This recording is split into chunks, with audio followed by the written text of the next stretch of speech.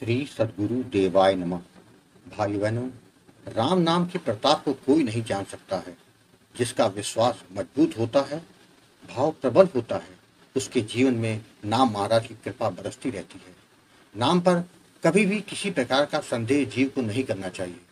राम नाम का जप को करने के लिए केवल तुलसी की माला का ही इस्तेमाल करना चाहिए, क्योंकि भगवान को तुलसी पसंद है। इसलिए कोई अन्य माला का इस्तेमाल ना करें।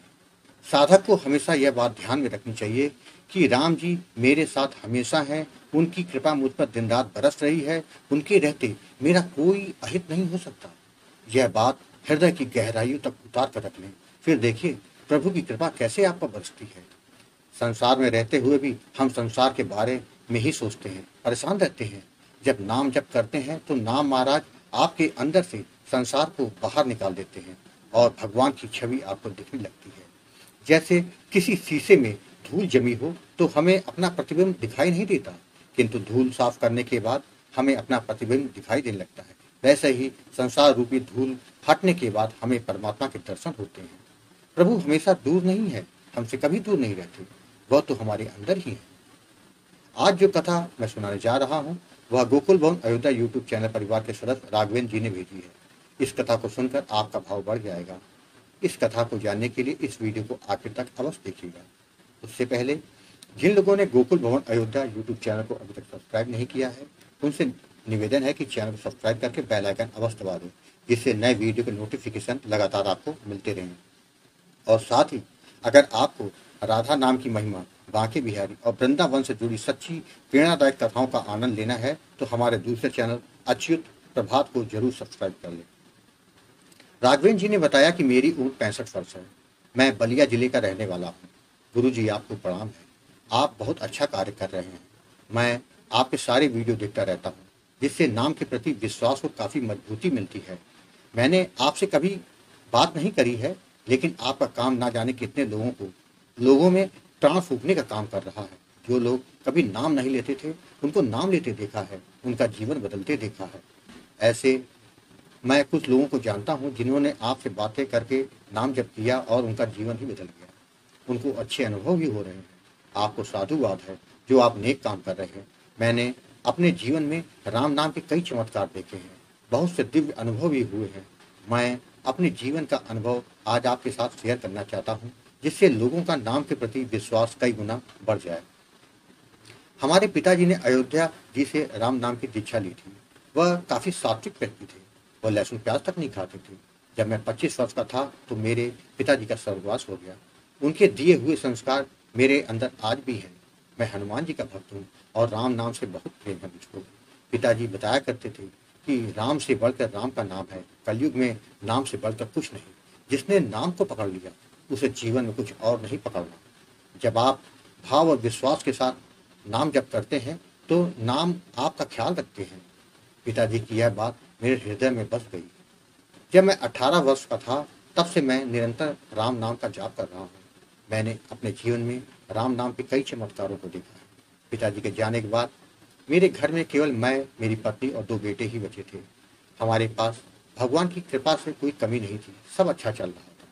जब आयु मेरी करीब 28 वर्ष की थी तो मैं एक दिन बैंक के काम से गाँव से बाहर गया हुआ था।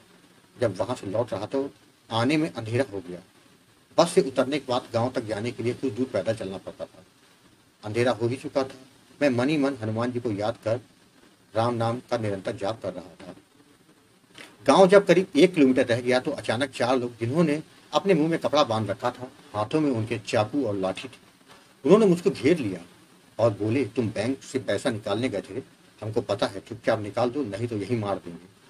मेरी समझ में ये नहीं आया कि यह बात गांव के 4-5 लोग ही जानते थे। इनको कैसे पता चली?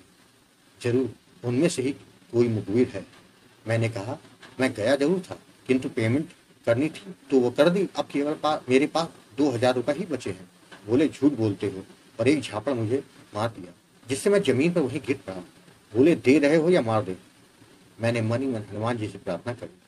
करीब 5 मिनट भी नहीं बीते होंगे कि एक विशालकाय बंदर, ऐसा बंदर जिसे मैंने आज तक नहीं देखा, वो पता नहीं कहाँ से आ गया।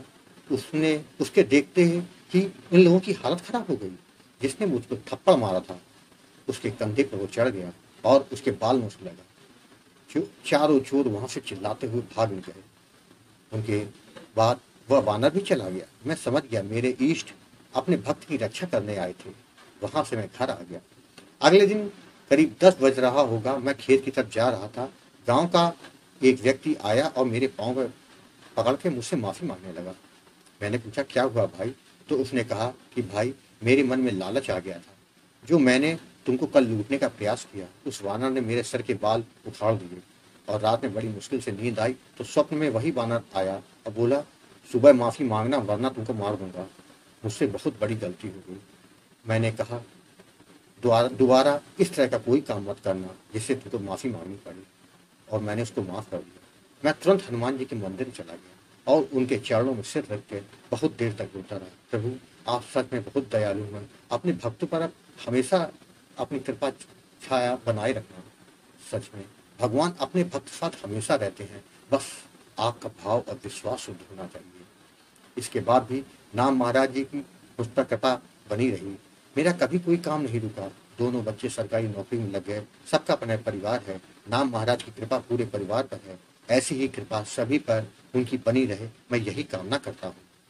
आपका प्रयास लोगों को बहुत प्रेरित कर रहा है, तो मुझसे रहा नहीं गया और अपना एक अनुभव आज आपके साथ शेयर कर दिया। एक बात सत्य है, जो भी नाम महाराज की शरण में रहेगा उसका कल्याण निश्चित ही होगा। भाइयों बहनों, आपने देखा, यदि आप पूरी निष्ठा के साथ नाम महाराज की शरणागति करते हैं तो नाम महाराज हर प्रकार से आपकी मदद करते हैं। बस नाम जप में जुट जाएं।